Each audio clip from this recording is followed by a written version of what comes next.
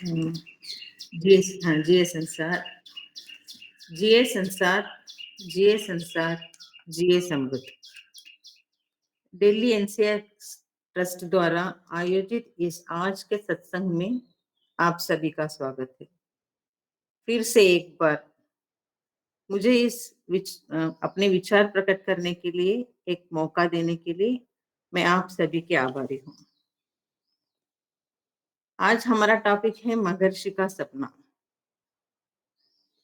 मैं इसका नाम महर्षि का अधूरा सपना देने वाली थी, मगर कहीं वो अधूरा ही ना रह जाए, इस डर से मैंने महर्षि का सपना ये नाम दिया। हम सबको मालूम है महर्षि का सपना है विश्व शांति, सभी का सपना विश्व शांति है, मगर आज मैं उसके बारे में नहीं बात करने वाली। इस विश्व शांति का जो जड़ है उसके बारे में आज तक हमने थोड़ा सा कम ही विचार किया है। जैसे हमने विश्व शांति के लिए देखा है तो हमें युद्ध नहीं चाहिए, ऐसा कुछ बहुत सारे प्रयोग किए हैं। लेकिन महर्षि का जो सपना है बच्चों का पालन पोषण, उसके बारे में हमने थोड़ा सा विचार कम ही किया है। तो आज हम महर्षि के कुछ कविताएं जो बच्चों का पालन पोषण पर आधारित है उस पर विचार विमर्श करेंगे। महर्षि के विश्व शांति मतलब वर्ल्ड पीस नामक पुस्तक में बच्चों का पालन पोषण इस विषय पर कविताएं लिखी है। इसमें से चंद कविताओं पर आज हम नजर डालेंगे।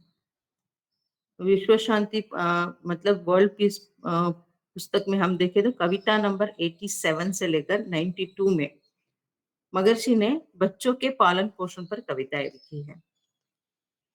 उन्होंने पहली कविता है में लिखा है कि हम कुछ लोग ऐसा मानते हैं कि अगर माता पिता और बच्चों के बीच में प्रेम का विकास नहीं होगा तो हमारा हृदय अनुग्रह, दया, हमदर्दी के बिना रेगिस्तान के जैसा हो जाएगा। हमारा भी विचार ऐसा ही है ना। बच्चों के कारण ही तो घर में खुशी है, उनके लिए ही तो हम रात दिन काम करते हैं। तो मगरश ने बच्चों को माता पिता से अलग करने को क्यों कहा होगा?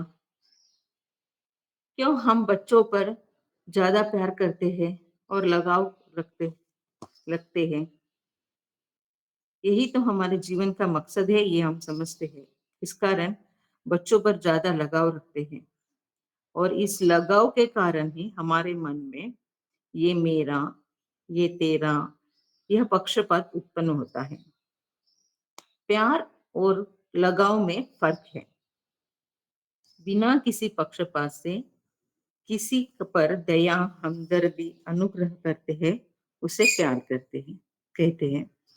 जब वही प्यार केवल एक या कुछ लोगों या समूह या परिवार, धर्म, राष्ट्र, नस्ल और जाति पर सीमित रहती है तो वो लगाव हो जाता है।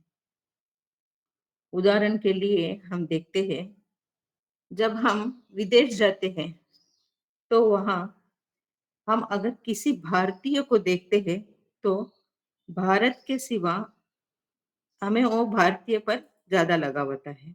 और भारत में ही हम रहते हैं और किसी प्रांत में रहते हैं तो हमारे प्रांत के कोई लोग मिलते हैं तो हमें उन पर ज्यादा नजदीक हो जाते हैं।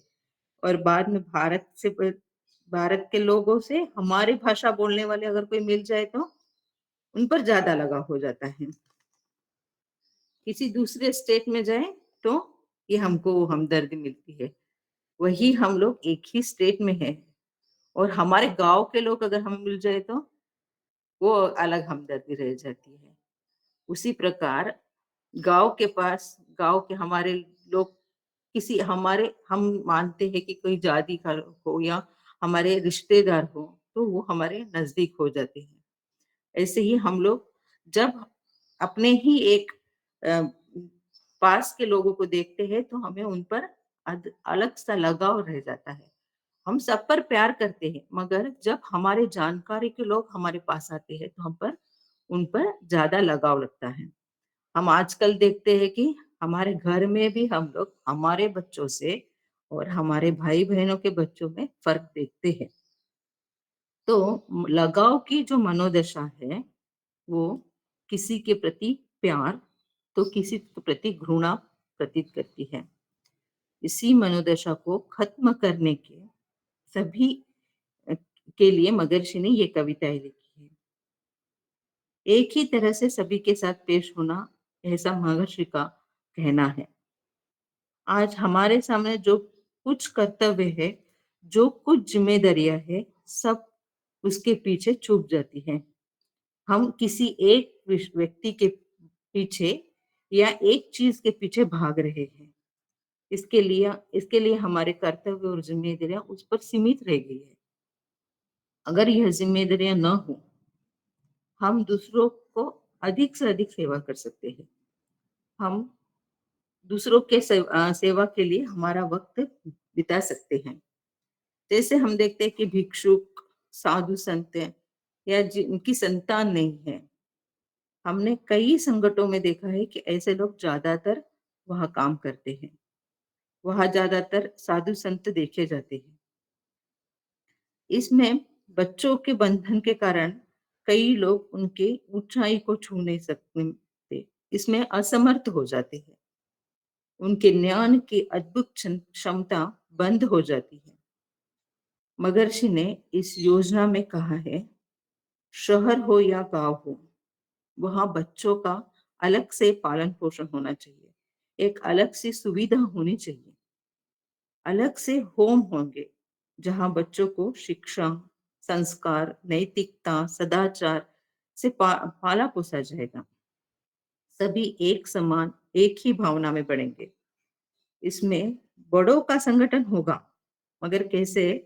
जब शाम को बड़े वापस काम से आते हैं, तो बच्चों के साथ उस होम में खेल सकते हैं, उनके साथ समय बिता सकते हैं, बच्चों के साथ रहने का आनंद उठा सकते हैं। यहाँ पर यहाँ पर बच्चों पर पूर्वाग्रह से बच्चों कुछ भी आस न रखे, बच्चों के प्रति हम सच्चा प्रेम प्रकट कर सकते हैं। कोई यह नहीं कह सकता मुझे यह मुझे 1 या 2 बच्चे हैं या मुझे बच्चे ही नहीं हैं, बल्कि हम यह कह सकते हैं कि हमारे गाँव में 100, 1000 या 1 लाख बच्चे हैं। मानव के चरित्र में यह एक महान परिवर्तन उसके इस मन के विस्तार से ही हो जाएगा। जब हम किसी एक और झुक जाते हैं, तो उन पर ज़्यादा लगाव लगता है। तब कभी-कभी गलतियाँ नज़रअंदाज कर सकते हैं। यही एक बड़ा कारण है। हम आज कई दुष्परिणाम भुगत रहे हैं।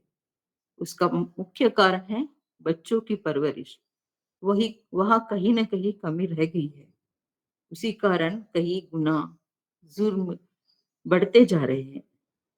कई मनोवैज्ञानिक आज इसी निष्कर्ष पर पहुंचे हैं कि समाज का विकास बच्चों के कारण बढ़ नहीं रहा है। मगर आज के इस युग में यह इतना मुश्किल काम है कि अपने संतानों से अलग रहना। इसलिए महर्षि ने अपनी अगली कविता में लिखा है कि यह जिम्मेदारी महिलाओं पर डाली है और कहा है, मेरी प्यारी बहनों, आप सभी से यह अनुरोध है कि मानव जीवन के बारे में गहराई से सोचो, विश्व की पर्यावरणीय स्थिति की कल्पना करें। आज के आधुनिक मन में गठबाजी, पक्षपात, पसंद नापसंद, संघर्ष, युद्ध, चिंताएं, अवसाद सभी बढ़ रहे हैं। अगर विश्व में शांति आनी है, तो हमारे मन में विशेषज्ञों के विचार और विशेषज्ञों के द्वारा बच्चों का पालन पोषण या परियोजन इससे ही साध्य है। जो अपने मन से समाज सेवा कर रहे हैं, उनसे बच्चों का पालन पोषण होगा, तभी समाज में सभी को बढ़ोतरी मिलेगी, समाज में सभी को राहत मिलेगी, मुख्य महिलाओं को बहुत बड़ी राहत मिलेगी। महर्षि कहते हैं कि वास्तव में समाज और व्यक्तियों की सुरक्षा और संरक्षा की जिम्मेदारी मुख्य रूप से महिलाओं पर है। महिलाएं ही शांति का सही अर्थ समझ सकती है। अगर महिलाएं ठान ले कि बदलाव लाना है तो वो लाकर ही रहेगी। वो ही मजबूती से और स्पष्टता से विश्व शांति की शुरुआत में मदद कर सकती है, क्योंकि माँ का जो प्यार है वह उसे इस प्रकार बांध कर रखता है कि बच्चों के लिए वह सब कुछ त्याग सकती है। वो त्यागने के लिए तैयार भी है। जीवन में किसी भी चाह को या आदत को पीछे डालकर वो आगे निकल सकती है। अगर यह पूरा विश्व इस परियोजना के बारे में समझ लेता है, तो बच्चों के पालन पोषण के लाभ को समझ लेता है, तो हर एक माँ इसके लिए बड़ी सहायता बनेगी और बच्चों को त्यागने के लिए, त्यागना नहीं है मगर सुसंस्कृत बनाने के लिए मदद करेगी। जब माँ देखेगी कि अपने बच्चों का पालन पोषण अच्छी तरह से हो रहा है, वे स्वस्थ, कुशल और नैतिक रूप से मजबूत हैं, तो इस परियोजना से खुश है और संतुष्ट रहेगी। मदर्सी का मानना है कि हमें यह एक प्रैक्टिस के रूप में करना है। इसके लिए हमारे मनोविकास कला के माता पिता जो हैं, जो इस योजना को स्वीकार करते हैं, जिनको इस योजना पर परिपूर्ण रूप से विश्वास है, वे ही अपने बच्चे जन्मदिन से ही यहाँ छोड़े। उनका पालन पोषण साधु संत या मनो विशेषज्ञों के से किया जाएगा। यह एक एनजीओ के रूप में संगठित होगा। यह अपेक्षित लाभ देने में फलदायी नहीं होगा। एक आध्यात्मिक और सामाजिक सेवा संगठन बिना किसी पैसे या पक्षपात की अपेक्षा के अपनी सेवाएं करने अपनी सेवाएं करने वालों से समर्पित होगा। इसमें अनेक प्रयोगात्मक परियोजनाएं शुरू करनी चाहिए। जैसे जैसे मानव में आध्यात्मिक ज्ञान विश्व शांति विश्व भर में विकसित होगा, माता पिता का बच्चों के प्रति भावात्मक लगाव कम होगा। यदि हम देखते हैं कि 50 साल पहले लोगों का बच्चों के प्रति जो दृष्टिकोण था, वो आज बदल गया है। पहले के जमाने में लोग अपने बच्चों पर ज्यादा भावुक नहीं होते थे।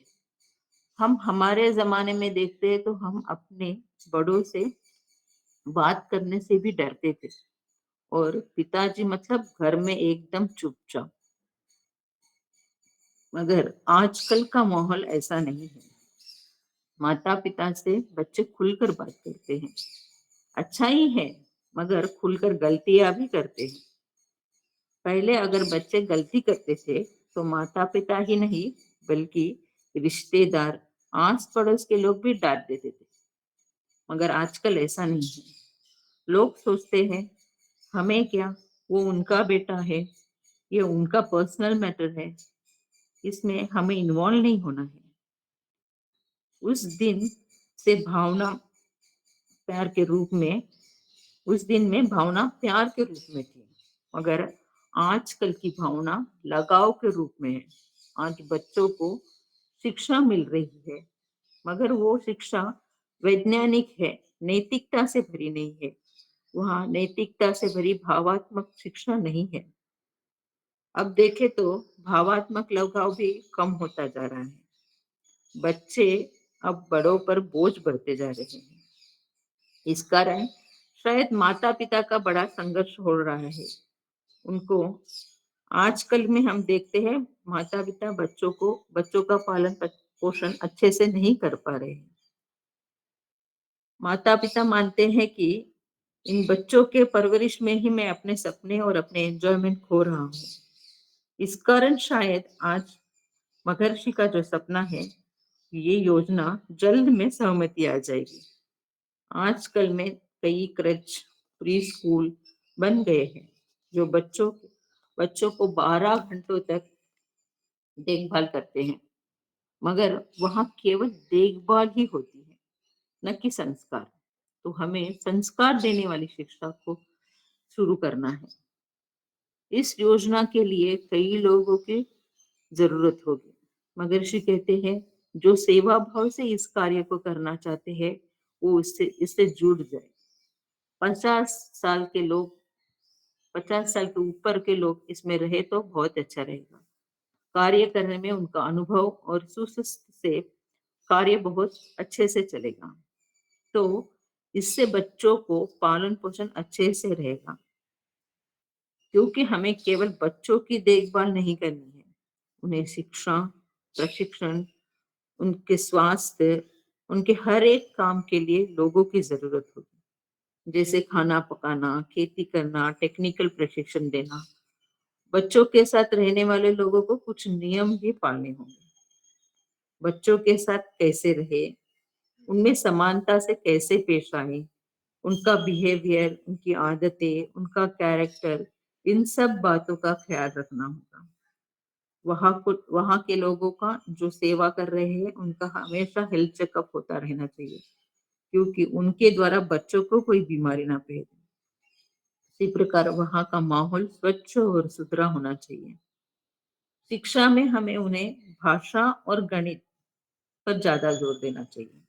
उसके साथ ही आवश्यक वस्तुएं जो है वो वही उत्पादन करे, उनका उत्पादन कौशल करना, उसका कौशल सीखना, नैतिकता और जीवन का उद्देश्य सीखने की शिक्षा, जीवन शक्ति, शरीर के बारे में, मन के बारे में, जीवकांत की शिक्षा और हमारे अस्तित्व जो है और हमारे कार्यों के परिणाम की शिक्षा, इसके बारे में हमें उनको ज्ञान देना है।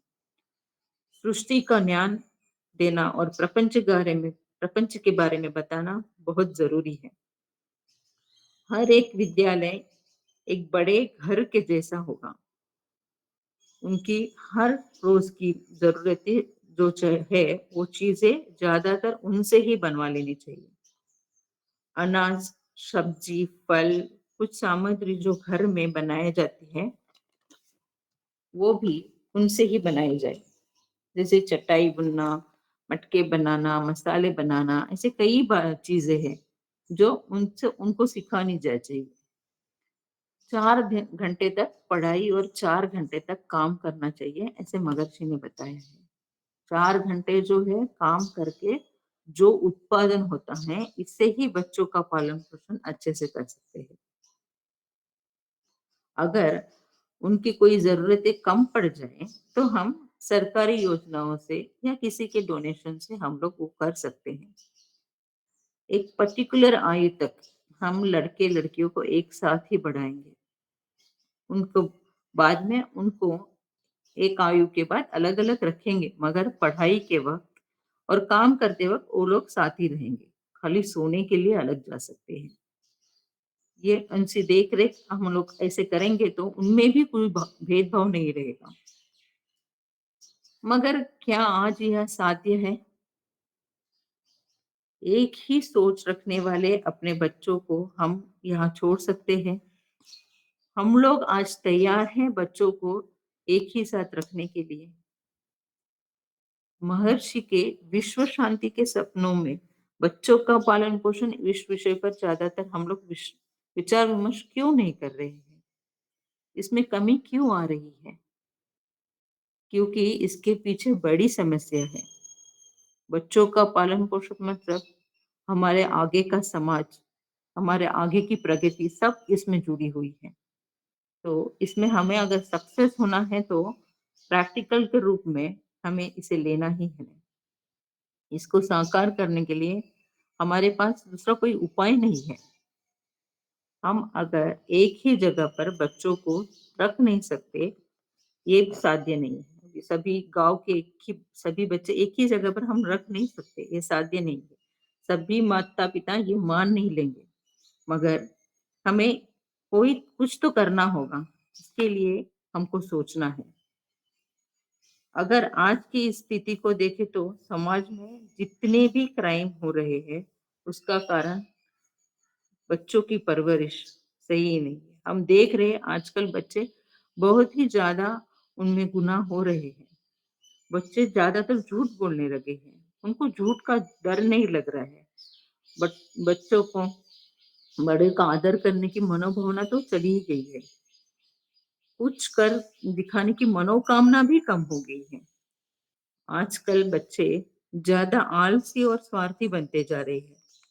मैं यह सभी के लिए नहीं कहती, लेकिन एवरेज तो यही दिखाता है ना। स्कूल तो मार्क्स की कंपनी है। उस रेस में हम अपने बच्चों को दौड़ा रहे हैं। मेरा खुद का एक अनुभव है। जब हम गांव में पहले पहले आए थे, तो यहाँ के बच्चों को मनोविकास कला सिखानी शुरू की। बड़ों को भी सिखाई। कुछ लोगों को बहुत अच्छे से लाभ मिला। बच्चों में क्या हुआ, हम जो सिखाते हैं वो उनको समझ में तो आता है, मगर बाहर का माहौल इतना खराब था कि उनको उन चीजों पर, बाहर के जो खराब चीजों पर ज्यादा अट्रैक्शन होता है। ज्यादा से ज्यादा समय हमारे साथ रखने पर भी उनके माता पिता के विचार उन पर लग जाते हैं। उनको जो दिख रहा है उन पर वो पाबंदी नहीं ला सकते थे। मगर कुछ दिनों के बाद हमने सोचा और कुछ कंडीशन के साथ बच्चों के हमारे साथ ही रखने का, पूरे दिन हमारे साथ रखने की हमने कोशिश की। कुछ बच्चे मंजूर भी हो गए। माता पिता को कुछ माता पिता को वो गलत भी लगा। बाद में जो बच्चे हमारे साथ रह रहे थे उनमें बदलाव दिखने लगा। बहुत से बच्चे के बिहेवियर और कैरेक्टर में बदलाव आ गया। मगर क्या है ना, अगर हम दुर्लक्ष्य कर दे, कुछ दिन छोड़ दे, हम लोग कहा बाहर जा रहे हैं, ऐसा हो जाए ना, तो वापस वहां पे वह समाज की जाल में वो फंस जाते हैं। इस जगह पर हमने देखा मनुष्य का कर्मफल बहुत काम करता है। उनके जो कर्मफल है उनको छोड़ते नहीं है। और जो डीएनए है जिन में जो है वो बदलने में बहुत मुश्किल होती है। खाली हम लोग ध्यान से ही ये ठीक कर सकते हैं, हमें मालूम है। तो बिना किसी मेहनत से बच्चे बिगड़ रहे हो, और बिना और कितनी भी मेहनत कर रहे वो सुधर नहीं रहे हैं। तो हमें कितनी मेहनत करनी है ये हम लोग सोच सकते हैं। मगर जो बच्चे सुधरे हैं उनको देखकर लगता है कि आगे की पीढ़ी तो कुछ तो बदलाव लाएगी। माँ बाप अगली अगली स्टेप लेंगे। जो बच्चे 4 बच्चे 5 बच्चे बदले हैं उनको देखकर माँ बाप आगे की एक स्टेप लेगी और अपने बच्चों के हमारे पास भेजेंगे। इसके लिए हम लोग वेट कर रहे हैं। हम लोग इस बदलाव के लिए, बदलाव की चाह में है। यह गांव की स्थिति है, मगर शहर में इस काम को थोड़ा आसानी से कर सकते हैं, क्योंकि उनको अलग प्रकार के विचार है। आसपास के 10 बच्चों को रोज इंटरेक्ट कर सकते हैं। उनको सदाचार के बारे में बताते रहना चाहिए। बच्चों में बदलाव जरूर आएगा, मगर उनको साथ ही रखना बहुत जरूरी है। क्या सही है या क्या गलत है हमको बार बार उनको बताना पड़ता है। इसके बारे में उनको बताते रहने से ही वो उनके सोच में बदल आती है। हमने मगरची ने बताया है कि एक विचार बार बार कहने से, बार बार सुनने से हम में वो बदलाव आ ही जाएगा। जहां हो सके प्यार से, और जहां ना हो सके वहां कंडीशन से उनको समझाना ही है। हम महर्षि के इस सपने को आश्रम बनाकर साकार नहीं कर पा रहे हैं, मगर थोड़ा थोड़ा तो सफल कर सकते हैं। 10 बच्चों को ट्रायल के रूप में ले सकते हैं, चाहे तो वो आसपास के हो, या ट्यूशन सेंटर के हो, या किसी स्कूल के हो, या किसी छोटे रूप में हम लोग हमारे घर पे 10 बच्चे बुलाकर इसकी शुरुआत कर सकते हैं। अगर हमारे पास ज्यादा वक्त न हो तो पास के प्राइमरी स्कूल में हफ्ते में 1 बार या 2 बार जाकर बच्चों को हम शिक्षा दे सकते हैं। हंसी मजाक में बच्चे सीख जाते हैं। मुझे इस शिक्षा को आगे ले जाने के लिए आप सब लोगों की मदद चाहिए। मैंने आज ये टॉपिक इसके लिए लिया है कि आप मुझसे आपके विचार शेयर करें कि इस जो योजना को है हम कैसे बेहतरीन कर सकते हैं, और हम लोग आगे जा सकते हैं। महर्षि का यह अधूरा सपना हमारे हमें पूरा करने के लिए कुछ ना कुछ तो करना पड़ेगा। हम सब बड़े ही सेवा भाव से महर्षि के तत्वों को पूरे तरह से देश में पहुंचा रहे हैं। हम लोग बहुत सारी कोशिशें कर रहे हैं और उसमें सफल भी हो रहे हैं। उससे हमें तृप्ति भी मिल रही है। बच्चों का पालन पोषण इस पर भी कोशिश करेंगे तो महर्षि के तत्वों को सभी जगह अच्छे से और जल्द से हम लोग पहुंचा सकते हैं। इस अवसर पर मुझे इस विचार विमर्श के लिए मौका देने के लिए धन्यवाद कहती हूँ। लेकिन इससे पहले मैं आप सबके निवेदन करती हूँ कि कुछ ना कुछ तो मुझे राह दिखाए कि हम लोग बच्चों का पालन पोषण कैसे करें। तो आज के इस विषय पर मुझे बोलने के लिए एनसीआर स्काई ट्रस्ट ने जो मुझे मौका दिया है, इसके लिए मैं उनकी शुक्रिया अदा करती हूँ। आप सबका शुक्रिया अदा करती हूँ। जिए संसार, जिए संसार, जिए समृद्ध। धन्यवाद।